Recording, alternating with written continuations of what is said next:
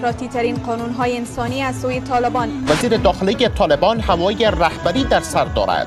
شمار از پایتخت نشینان میگویند طالبان قفل خانه هایشان را شکسته و آنان را اذیت کرده‌اند. امیرخان متقی در این امر تاکنون ناکام. هغه چې د خپل ماتې پټولو په پار هر رنګ دلایل تراشلی شي.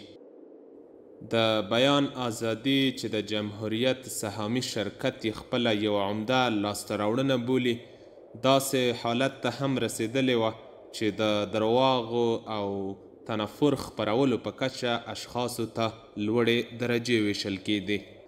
له انګریزانو د ښکېلاک ازادي په بهر کې د پردیو تر بیرغ لاندې داسې ونمانځل شوه چې ځینې د غونډې له محله پولیسو پسې واخیستل، ځینو په سټیج درواغجنې ژړاوې وکړې او هغه چې تر نورو یې ځانونه هوښیار او فرهنګ پال بلل په ادبي کیلو او یو نیم بیت دغه ورځ ونمانځله.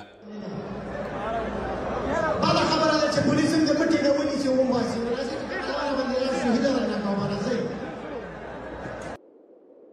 یو داسې شعر هم په چکچکو بدرګه شو چې ګمراه کوونکي درواغ یې پر مینوالو وویشل. هغه شعر چې محتوای افغانستان ته د فیض حمید د راتګ او پنجشیر ولایت فتحه په یوه شپه بیانول. حال دا چې د پنجشیر ولایت فتحه او د حمید سفر آن 2 ورځې تفاوت درلود.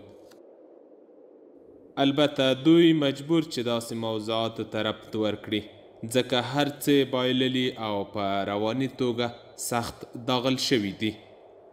د باطل مسیر په لاره کې داسې شرمندګۍ، بېعزتۍ او ګمراهۍ حتمي دي.